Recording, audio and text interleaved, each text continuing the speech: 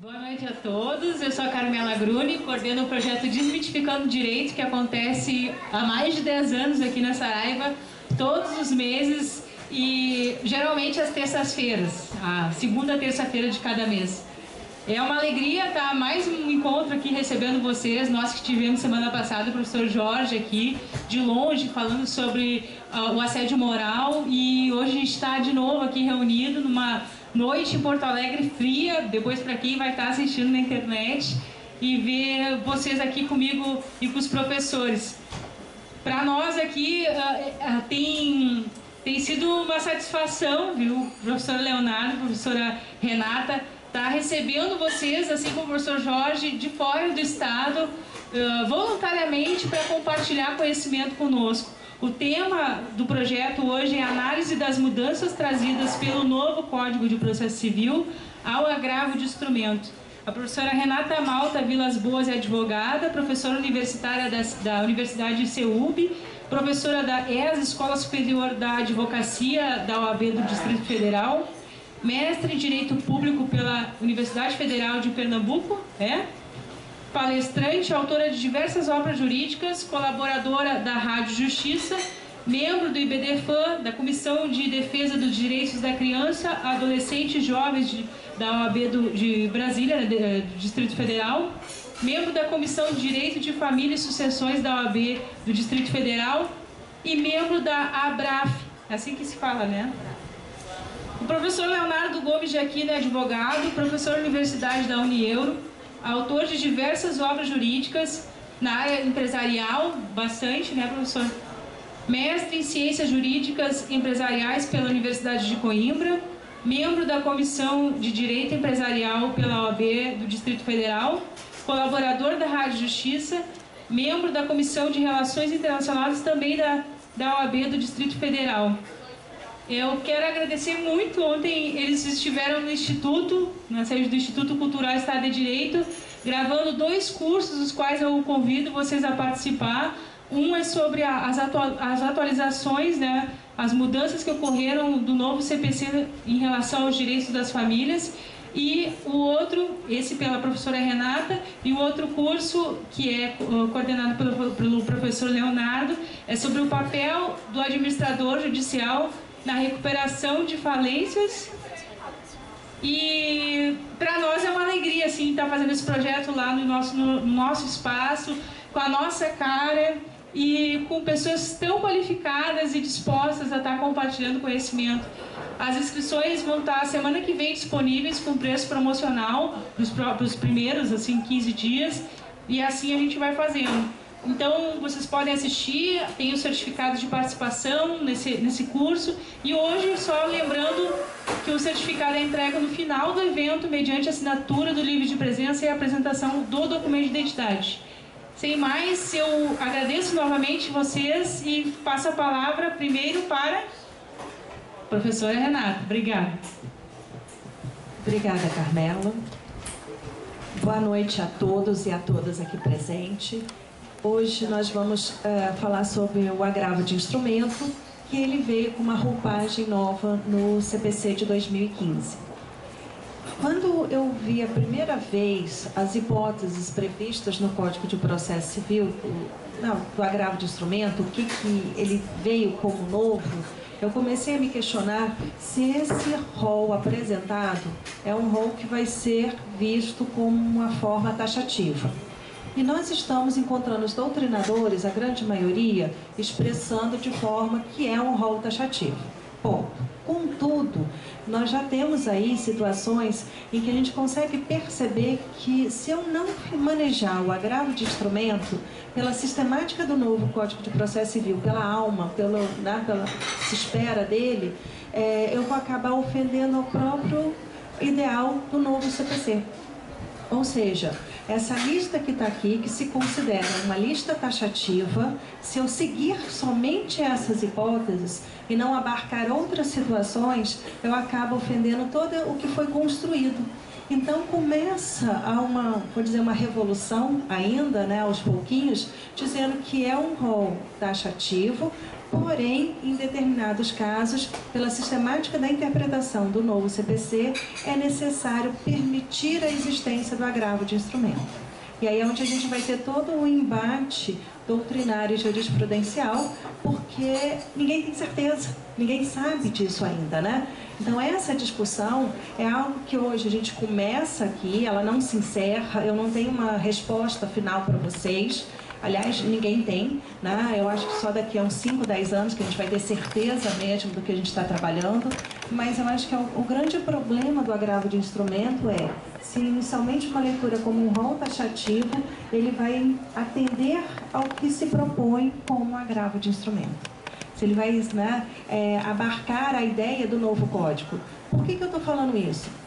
Porque em alguns casos, se a gente deixar para fazer esse questionamento lá na frente, na apelação, ou utilizando a contrarrazão à apelação como forma de atacar aquela decisão que não precluiu, né, que eu vou estar utilizando lá na frente, isso vai impactar, isso vai significar que no momento que houver aquela revisão, eu vou ter que anular tudo e voltar até aquele ponto. Então, assim, se a ideia é uma celeridade, se a ideia é garantir que a gente tenha um acesso mais célere ao resultado do processo, então, em determinadas situações, a gente vai já estar vislumbrando que se eu seguir isso de forma taxativa, eu vou acabar destruindo o que foi, né, colocado para a gente como sendo um processo mais célere. Por quê? Na hora que eu fizer a apelação ou na contrarrazões de apelação e fizer constar esse meu ataque e entender em segundo grau que realmente eu tinha razão, eu vou ter que voltar tudo. Olha só, né? Isso aí é quase que uma brincadeira de criança, né? Porque eu vou voltar tudo e às vezes esse voltar tudo, eu não sei para vocês, mas a gente pode estar falando em anos, 2, 3, 4 anos ou mais, dependendo do que a gente estiver trabalhando. Então, assim, esse rol que é visto dessa forma taxativo, não pode ser tão taxativo assim. E a gente vai ter que começar a ponderar em quais hipóteses, além dessas previstas aqui, é que a gente vai estar utilizando. Por outro lado, né, tem gente falando assim, não, mas a gente usa o mandado de segurança para resolver. Né? No momento que eu tiver aquela decisão, usa o mandado de segurança que está tudo resolvido. Opa, está tudo resolvido mesmo? Primeiro, o mandado de segurança, ele passa a ser mais caro, né? Mais caro do ponto de vista econômico, de tempo também, né? E que é um novo processo que é formado. Tá? Então, são novos autos, eu tenho todo um detalhe específico do mandado de segurança, né? Que é diferente de um recurso de um agravo. Então, não ficou mais fácil, ficou mais caro, mais demorado. Segundo, existe uma segunda corrente dizendo que eu não posso manejar o mandado de segurança porque eu teria a possibilidade de atacar aquela decisão lá na frente, lá na apelação, né? Então, assim, não é uma decisão que ela não teria um recurso cabível. É o momento do recurso que foi deferido, que ficou lá na frente. Conclusão, também não sei se o mandado de segurança resolveria o nosso problema. Olha como a gente está cheio de nós com relação ao agravo de instrumento. Como a gente está cheio de dúvidas com relação ao agravo de instrumento. Tá? Então, esse rol aqui passa a ser a nossa grande discussão, se ele é meramente taxativo ou exemplificativo. E eu estou achando que do taxativo para o meramente exemplificativo é o que nós vamos caminhar. Claro que vão ser a maioria das situações vão ser essa aqui mesmo, porém, a gente no dia a dia a gente vai começar a perceber a necessidade de manejar o agravo de instrumento também em outros momentos. Uma hipótese que a gente já está vislumbrando é com relação ao indeferimento de produção de prova. Porque entre as hipóteses previstas pelo 1015, não existe a possibilidade da questão do indeferimento do meu pedido de produção de prova. Eu pedi uma prova testemunhal, uma prova pericial, e aí o juiz disse, não, não é devido. Né? Entendo que não é cabível fazer essa produção de prova aqui. Ora, tá? E não está dentro desse rol. Se não está dentro desse rol, eu não teria então como atacar, né, nesse momento. Vou fazer quando esse ataque? Quando, vindo uma sentença desfavorável, eu venho e faço agora, no contexto dessa minha apelação, vou trazer essa informação. Ora, o que vai acontecer? Vai ser ouvido no TJ essa minha testemunha? Vai ser produzida uma prova pericial no TJ? A gente sabe muito bem que os tribunais de justiça não têm esse hábito, né, de ouvir testemunhas ou produção de prova pericial. O que ele vai estar dizendo? Se ele aceitar, então, né, ele conhecer o meu recurso e der provimento, isso vai voltar. E ao voltar, olha lá o tempo que eu perdi para voltar para essa fase instrutória. Não é a ideia da celeridade? Não é um código que veio para ser mais célere, para responder às ânsias do nosso jurisdicionado? Então, eu não estou tendo aí uma resposta célere. Ao contrário, tá? Eu estou dizendo que vai ter que refazer todo o caminho. Aí você fala, não, mas aí o TJ pode fazer essa prova pericial. Ué, mas ele tem estrutura? A gente consegue visualizar isso acontecendo? Né? Os nossos desembargadores se reunindo, né? E a gente formulando essas perguntas, esses questionamentos. Difícil a gente vislumbrar isso acontecendo na prática, né? Conclusão. Eu já estou vendo que esse processo vai voltar, porque eles vão dizer que não está em condição de ser apreciado, né? E ser julgado pela corte, porque precisa ser revisto lá pelo juízo de primeiro grau. Então, volta o processo. E com relação ao indeferimento da petição inicial? Parte dela foi indeferida. E aí? O que eu faço agora? Tá? Vou esperar o processo todo andar e aquele pedaço lá que foi indeferido, vou usar quando? Na apelação. Vou me lembrar, opa, tinha uma coisa que eu queria pedir lá atrás, ele falou que não podia, aí coloco lá na apelação também. E aí? Vai voltar tudo de novo?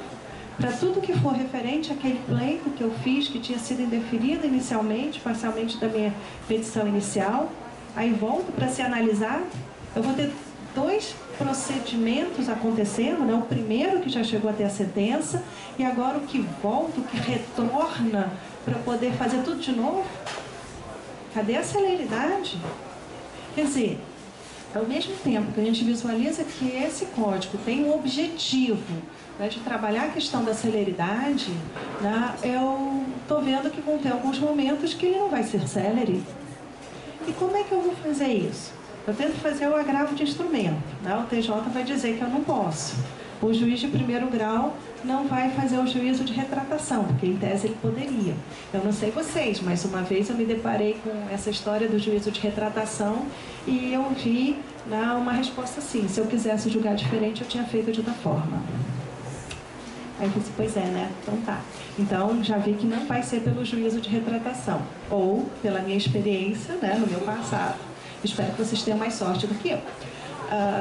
Então, normalmente eu não tenho um êxito, né, com a questão do juízo de retratação. São poucos os casos em que há uma revisão daquela posição, né? Pouquíssimos os casos. Abençoados os colegas que conseguiram obter o juízo de retratação. Porque o juiz já tem uma formação, ele já tem uma posição, né? Ele já analisou e manteve. Não estou dizendo que ele está errado, eu só estou dizendo que para a gente, enquanto advogado, nós gostaríamos que tivesse mais juízos de retratação. Bom, então, dentro dessa ideia, se o meu código ele trabalha a ideia da celeridade, eu acho que a gente pode buscar um outro princípio, que é o princípio da cooperação, para poder fundamentar esse agravo de instrumento que não está previsto. Por que eu estou falando do princípio da cooperação? O princípio da cooperação, ele veio como uma novidade em qual todas as pessoas, e aí inclui as partes, advogados, juízes, MP, então todos os envolvidos no processo têm que fazer com que tudo se caminhe para buscar a solução ideal para aquele caso concreto. Então todos vão cooperar com aquilo ali. O que eu estou dizendo? Dentro dessa ideia do agravo de instrumento, naquele que não está previsto no código, uma forma que eu tenho de tentar convencer aos julgadores para analisar e aí conhecer o meu pedido de agravo é buscando, então, essa ideia, né? Eu não quero cooperar, eu não quero ter um processo mais célere, não é essa a base? Então, eu vou argumentar nesse sentido. Apesar de não ser uma das hipóteses previstas no rol do 1015 do agravo de instrumento, porém é possível a gente, dentro dessa ideia da cooperação, dentro da ideia da celeridade mesmo do processo, a gente conseguir ou tentar obter, né, uma posição que eles analisem o nosso pedido de agravo de instrumento. Então eu vou aonde? Na principiologia ou no espírito do próprio código. Porque é o código que vai estar me dizendo que todos devem cooperar para a solução daquele processo.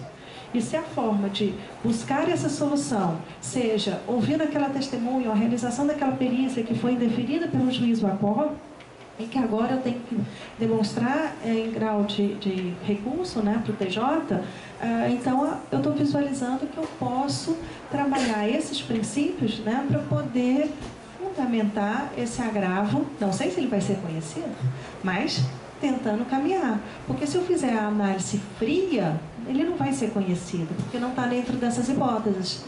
Porém, nós sabemos que a literalidade da norma, né, ela não é a nossa base do nosso sistema. Ao contrário, assistindo uma palestra do Fuchs, ele virou e falou o seguinte: nós não falamos mais, tá, de civil law e common law. Nós não temos nesses dois sistemas. Nós temos o Brazilian law. O que ele quis dizer com isso? Esse Brazilian law é porque ele está falando que nós estamos agora construindo o nosso sistema jurídico.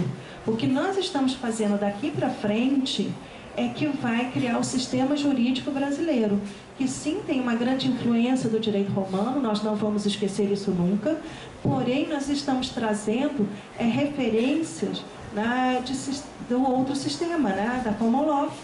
Então eu vou falar em precedente, o nosso é diferente do deles, tá?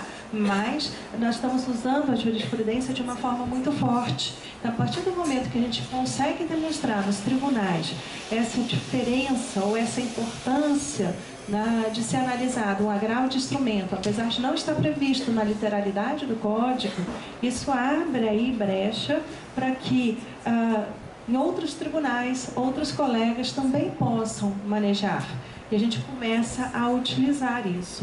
Então, vai ser o trabalho do advogado, né, provocando o judiciário, demonstrando a necessidade, a importância de que seja analisado, e o judiciário, né, vai ponderar se naqueles casos apresentados pelos nossos colegas é cabível ou não, porque agora a gente vai trabalhar a argumentação.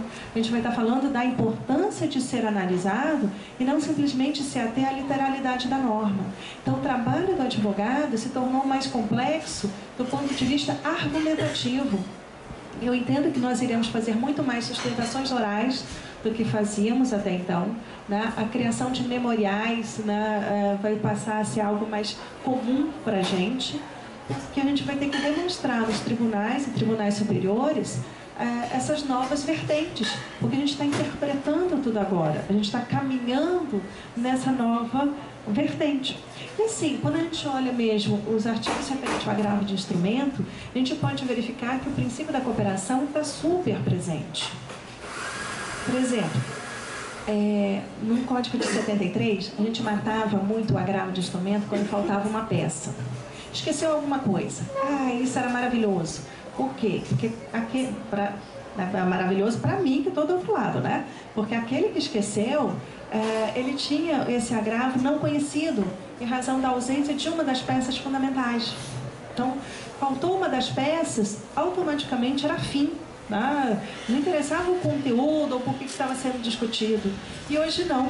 Hoje, chegando o agravo no tribunal, o relator analisando, verificando a falta de um documento essencial, ele vai abrir prazo para que o agravante possa juntar esse documento. Olha só que diferencial. Então, se ele está dando a chance, a oportunidade de eu que fiz o agravo, esqueci, né? Na pressa do dia a dia, faltou um papel, enfim, eu esqueci aquilo ali, ele está me dando a oportunidade de fazer a juntada, porque o que interessa não é a forma, é o conteúdo. O que interessa é o direito material que está sendo discutido ali, e não o esquecimento de um documento. Claro que eu, enquanto advogado, que estou esquecendo, eu estou tendo um pequeno problema técnico com a minha formação. Mas, para não prejudicar o jurisdicionado, ele está dizendo o quê? Eu te dou uma chance. E ele vai me dizer qual é o documento que eu esqueci. Olha só, essa é a essência do novo código. Eu verificar, né, efetivamente a questão do direito. Então, se eu já tenho, mesmo no âmbito das questões dos artigos tratando do agravo de instrumento, a visualização do princípio da cooperação, ele estando presente, é só a gente fazer esse gancho e puxar na hora que a gente lê esse rol, né, do 1015, no qual eu consigo vislumbrar também que são essas, sim, são essas as hipóteses, mas além dessas, outras, quando eu não vier a prejudicar o jurisdicionado, quando o jurisdicionado ter a oportunidade de demonstrar o seu direito ali também. Então, a forma não pode prevalecer sobre o conteúdo.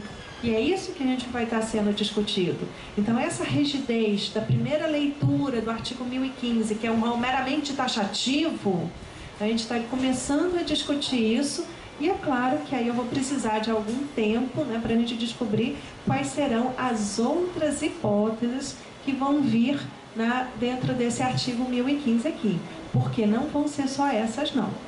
Nesse primeiro momento, nessa primeira leitura, a gente está falando dessas hipóteses, mas a gente consegue pensar em outras. E a questão da declaração de competência? Não está aqui, né? E aí, como é que fica? Esse juiz se declara incompetente e aí eu não vou poder falar nada? Ou pior, eu só vou falar isso lá na sentença, quando eu vou apelar? E aí ele é incompetente, aí eu vou, nossa senhora, vai ter que voltar tudo de novo. Então, olha só, vocês estão vendo que vão vir outras hipóteses além dessas. Dentre as hipóteses do 1015, a primeira que aparece aqui é da questão das tutelas provisórias, que é outro grande nó na nossa vida. Porque as tutelas provisórias, ela surgiu no código, e ela vem como uma grande novidade, e para quem já estudou o Código de 73, traz uma confusão, às vezes, com a cautelar, com a antecipação de tutela, com as liminares, a gente faz uma bagunça danada. Mas a ideia da tutela provisória, que se divide em duas espécies, que é a tutela provisória de evidência e tutela provisória de urgência. A tutela provisória de evidência, a ideia dela é assim, evidentemente você tem o direito. Significa que eu tenho algo tão robusto, algo tão forte, que na hora que eu bato o olho, é evidente que tenho direito. Só que a gente vai descobrir que não é tão evidente assim, né? Quando você vê as 4 hipóteses que estão ali dentro, aí a gente vai ver que o tal do evidente, que pela expressão, era bater o olho e falar, é isso mesmo, a gente descobre que não é bem assim. Só para citar uma hipótese, é a questão da tutela provisória de evidência punitiva, na hora que eu venho falando da conduta do réu, quando esse réu está praticando aí o abuso do direito de defesa. Gente, o conceito mais difícil da gente quantificar é o tal do abuso do direito de defesa, porque é uma linha muito tênue entre ele estar fazendo uma defesa dele ou ele está utilizando aquele mecanismo para atrapalhar e atravancar o processo. A não ser que for aqueles embargos, desembargos, a gente ainda tem dúvida. Uma vez eu me deparei com um processo que tinham 36 embargos de declaração. E eu não conseguia ler os 36, que faltava fôlego. Eu ia com embargos, e acabava o fôlego, eu falei, desisto. Mas eu contei, eram 36 embargos de declaração. Por quê? Não sei, só vi o julgado, né? Mas, enfim, é uma curiosidade que eu me deparei e falei assim, deve ter alguma coisa muito estranha nesse processo para ter tantos embargos de declaração. Tá? 36 é um número muito grande. Mas, enfim, não sei também se eram embargos com caráter protelatório, né? Mas, de qualquer forma, quando você verifica esse pedido de tutela provisória de evidência dentro dessa ideia do abuso do direito de defesa do réu, é muito essa linha que separa, né, do que é efetivamente a defesa e do que é esse caráter abusivo, é o valor subjetivo, a análise no caso concreto. Conclusão, não é tão evidente assim. E aí eu vou estar pedindo, né, o juiz vai estar indeferindo e eu vou estar agravando dessa decisão, porque eu acho que é e ele entende que não.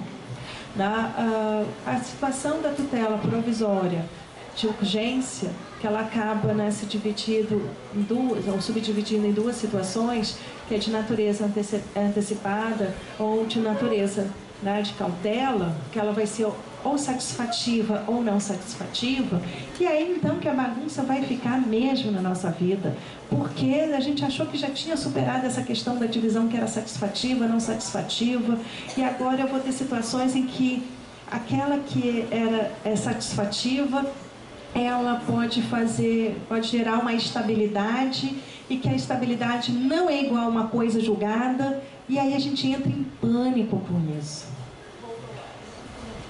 Vamos devagar, né? Calma. Então vamos lá. Na tutela provisória, tá, de urgência, antecedente, eu posso pedir de natureza antecipada, que seja concedida e eu abro mão de entrar com o meu pedido principal. Se eu fizer essa escolha, o juiz me conceder e o réu não agravar, esse resultado vai se estabilizar. Se estabilizou. O que significa? Significa dizer que nesse prazo de 2 anos após a estabilização, é possível ingressar com uma ação para questionar esse resultado, aquela decisão que foi proferida. Mas após esses 2 anos, eu não vou ter mais como atacar aquele resultado. Qual é a vantagem? A gente já começou a ver algumas situações em que isso pode acontecer. Eu não sei por aqui, mas lá para Brasília, nós temos a situação do estudante que está no ensino médio, que ele ainda não concluiu o ensino médio, porém, ele faz o vestibular e passa. Ele quer entrar na instituição de ensino superior, porém, ele não tem o requisito que é a conclusão do ensino médio. A instituição quer receber este aluno, mas não pode, é vedado pela norma. Então, o que eu tenho? Uma situação em que os dois querem, né? No final da conta, os dois estão querendo aquilo ali, mas a legislação impede que isso ocorra. Lá no Judiciário do Distrito Federal, alguns juízes, não todos, estão concedendo a possibilidade desse menor, desse aluno ingressar na universidade. Se eu faço, então, a ação pedindo, né, nessa minha tutela provisória, antecedente, essa medida antecipada, dizendo, eu só quero ser matriculado, eu não quero mais nada. Ué, por que é que a instituição de ensino vai agravar dessa decisão? Ela não tem interesse no fundo, né? Ela não quer isso. Agravar, para continuar a discussão, não sei o quê. Tanto é que já tem doutrinadores falando que vai ter a benesse para esse réu, que aí ao invés dele ser condenado em honorários 10%, ele vai ser condenado em 5% de honorários. Já é uma construção doutrinária que já está vindo. Por quê? Porque para ele é uma vantagem, então, não recorrer. Porque se ele recorrer, ele sabe que vai ser aquele negócio que vai estar discutindo e que no fundo é algo que a ele interessa também, né? Receber aquele aluno, porque afinal de contas, se aquele aluno ingressou dentro do número de vagas, ele está mais capacitado pelo sistema de ingresso que a instituição escolheu do que o outro que ficou abaixo dele, né? Que ficou na outra, né? não entrou. Então, dentro do critério deles, seria mais interessante. Então, olha só como a gente vai usar, né, o agravo de instrumento. Às vezes a gente vai fazer a escolha de não usá-lo, apesar de ser, né, um instrumento cabível. Eu vou virar e falar assim, não me interessa, porque eu quero que se estabilize essa decisão da tutela provisória. Eu tenho interesse aí. Então é algo que a gente vai ter que ponderar, né, junto com o nosso cliente, diante do caso concreto. A segunda hipótese da possibilidade de manejar o agravo de instrumento é com relação ao mérito do processo. coisa interessante que veio, né? Porque até então a gente falava do princípio da unicidade da sentença, no qual somente a sentença podia decidir o mérito lá no final, aquela coisa toda, e a gente já sabia que isso já vinha acontecendo de outra forma, né? Então, o novo código, ele vai falar desse julgamento parcial de mérito, quando eu tenho vários pedidos e alguns pedidos já se encontram maduros para serem julgados, ou pedido incontroverso. Então, eu tenho 2, 3 pedidos, e um desses pedidos, ou 2, podem ser já julgados. Então, já vem uma decisão interlocutória de mérito, meritória. Cabe aí agravo de instrumento. Vou dar um exemplo que eu acho que vai ser muito comum isso acontecer nas varas de família, mas que não vou ver o agravo de instrumento acontecendo não. Quer ver? Entra-se com uma ação de divórcio acumulado com partilha de bens. Ora, o divórcio não é um direito potestativo? O que é que eu vou dizer que tem que continuar casado para todo sempre, né? Eu não tenho uma fundamentação jurídica para me contrapor o pedido que foi formulado com relação à questão do divórcio. A partilha não. A partilha é outra história.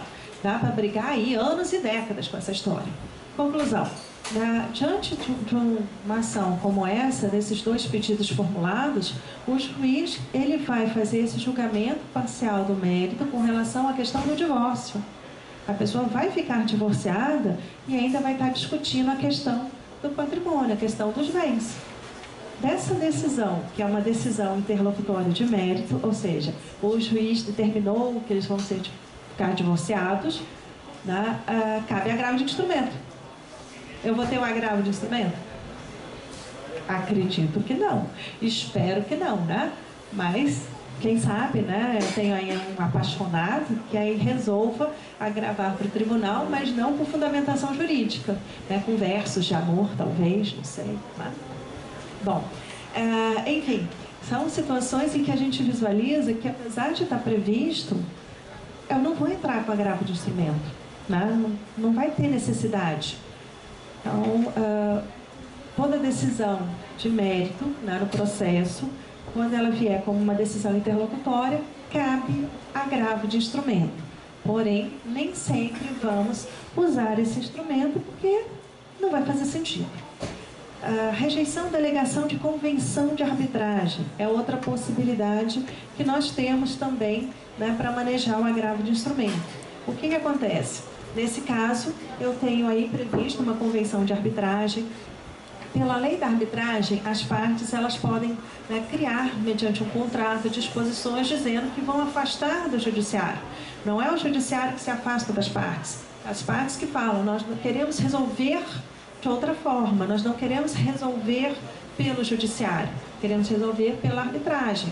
Então, eu tenho aí sujeitos capazes, legitimados para o ato, né? Eles podem pactuar nesse sentido. Claro que não são todos os objetos, tem uma discussão sobre o que pode ser objeto da lei de arbitragem, mas, uma vez que você tem a convenção de arbitragem ali prevista, você não segue para o judiciário.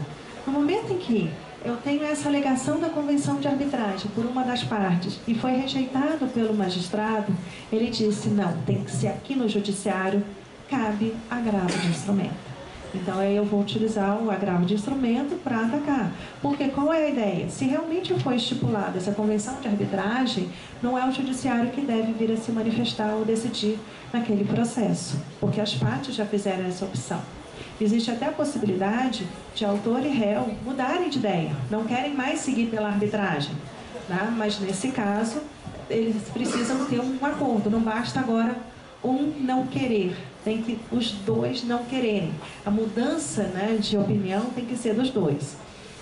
O inciso 4 fala do incidente de desconsideração da personalidade jurídica. Criou-se um procedimento... Bom, o incidente de desconsideração da personalidade jurídica veio no novo CPC como sendo uma nova forma de intervenção de terceiros.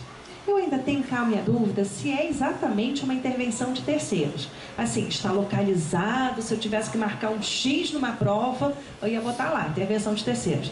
Mas na essência, eu não estou vendo assim exatamente um terceiro aparecendo aí não. Mas, enfim, como classificação, agora então, é uma intervenção de terceiros, e aí eu vou fazer essa desconsideração da personalidade jurídica.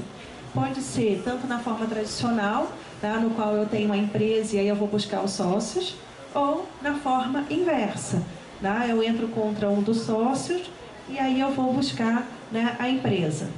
Puxando a sardinha para o meu lado, eu penso normalmente nas questões de família, no qual esse pai, que ele é sócio de uma empresa, ao invés dele pegar, construir o patrimônio dele, ele injeta tudo na empresa, ele faz ali, né, um desvio,